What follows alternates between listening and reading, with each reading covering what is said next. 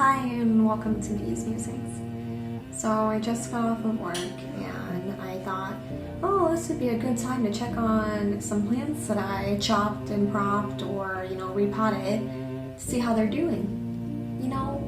What could go wrong? Well, we're about to find out. Come on, let's go.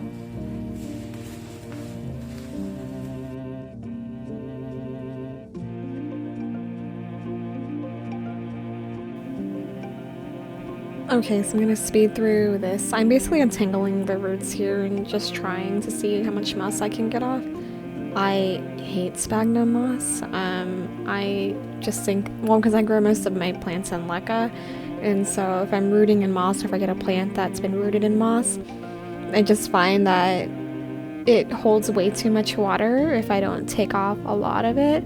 And essentially what I've started to do now is just chop off roots that have too much moss in it, or if I can't peel the moss off, then I'll just chop it off and then reroot in water or stick directly into leca, depending on how healthy the roots are and how many I have.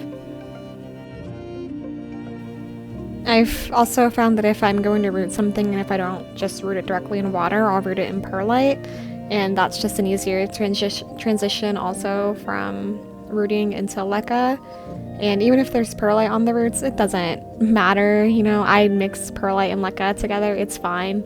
Much better than sphagnum and leca. Plus sphagnum just isn't a renewable source, and I would rather just use water or perlite, just for like sustainability wise.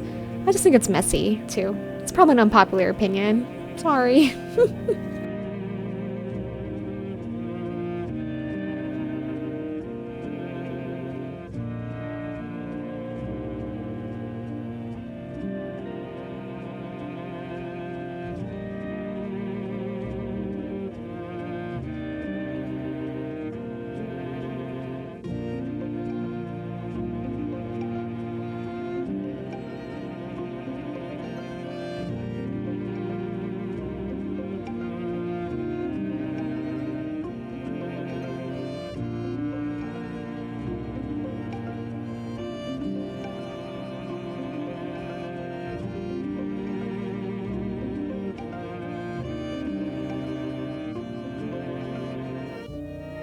Okay, so I couldn't get a lot of the moss off. I got off as much as I could, and I just decided to snip the big chunks that I couldn't really get off.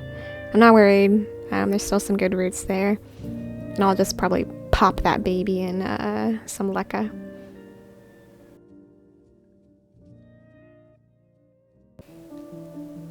Okay, so all of the plants that I'm showing are about a month after whatever happened to them. This one, however, is about a month and a half or so, give or take. I'm pretty happy with what you're seeing on the screen right now, as the new growth is actually starting to kind of come through. And if I turn this little fella here, you can see the roots that are just starting to go wild. I'll pop a photo of what they were before. And they're beautiful. I love them. Gorgeous. Perfect. Wonderful. Also, a friendly reminder, those are daily affirmations you should be telling yourself. Alright.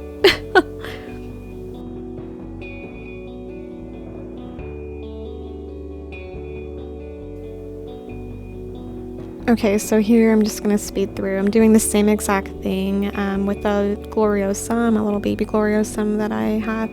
I think what happened, it's not doing so great. I think I let the leca dry out, and so when I reintroduced the water into it, the roots just were not happy, and I have a little bit of root rot, so chopping off any more roots that just don't look good.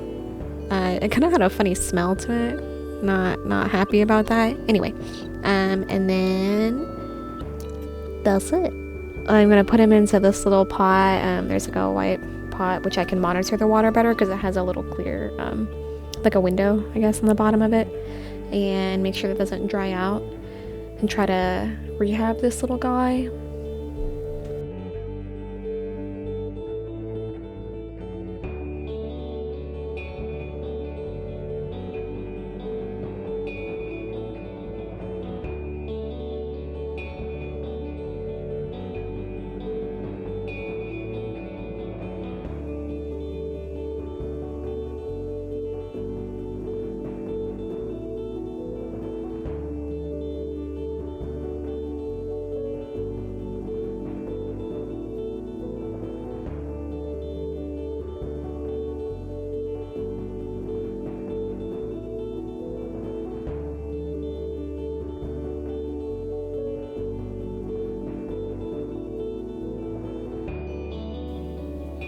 Okay, so I'm just sort of...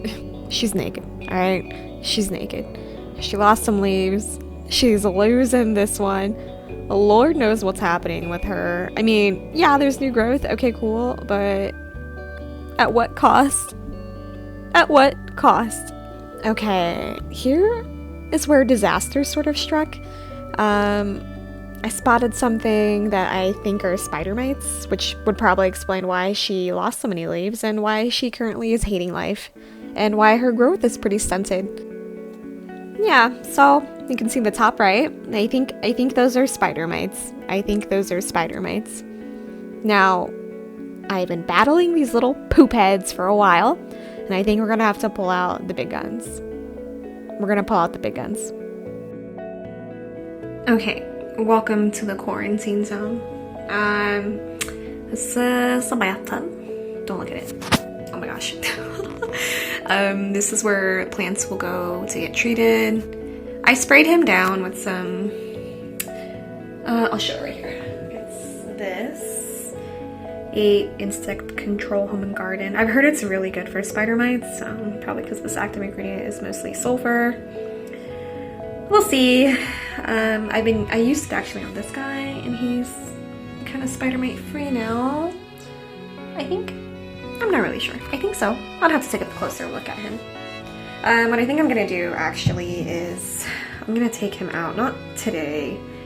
I'll let this dry. I'm gonna take it out of this Leca doodle bob, and I think I'm just gonna put it in some perlite, like a closed like Tupperware box or something with perlite, or like even like a gallon bag, like a gallon Ziploc bag, just full of perlite that's like moist.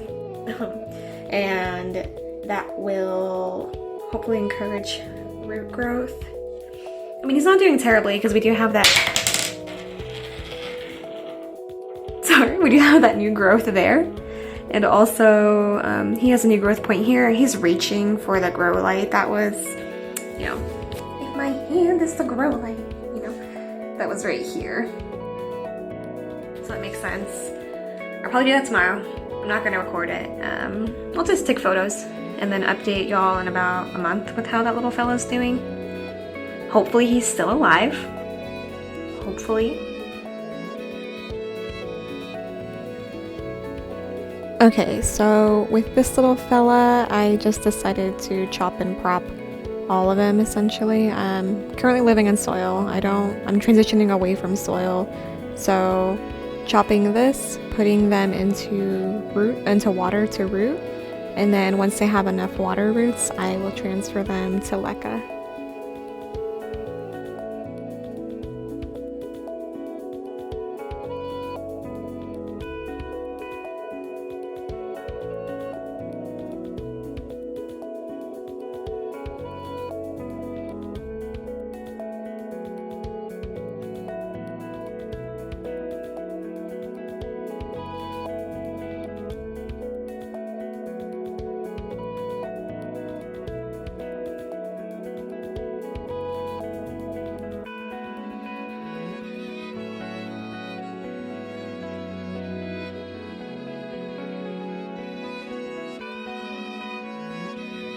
Okay, oh my gosh, there's little ants crawling on him.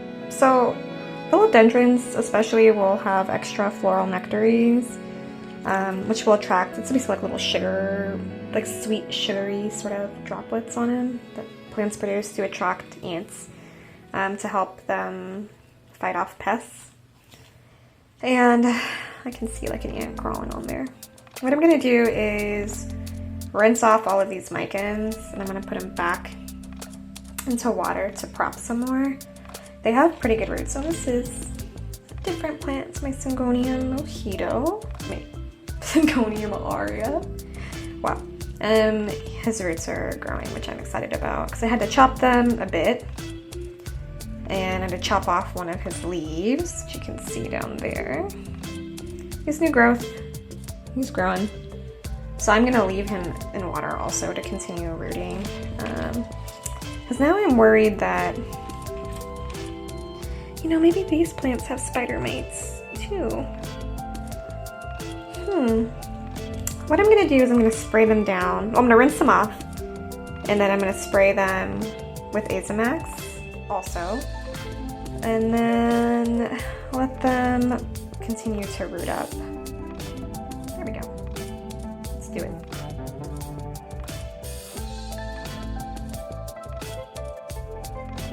Okay, so I'm gonna leave Mike in here overnight, and so they can kind of like isolate together.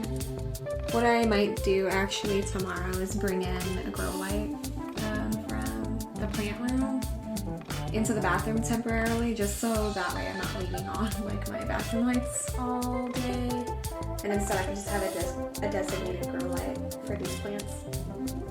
With the Syngonium aurea, I'm gonna just leave them in this cup with a couple other lichens props that have not been sprayed, just as like a control.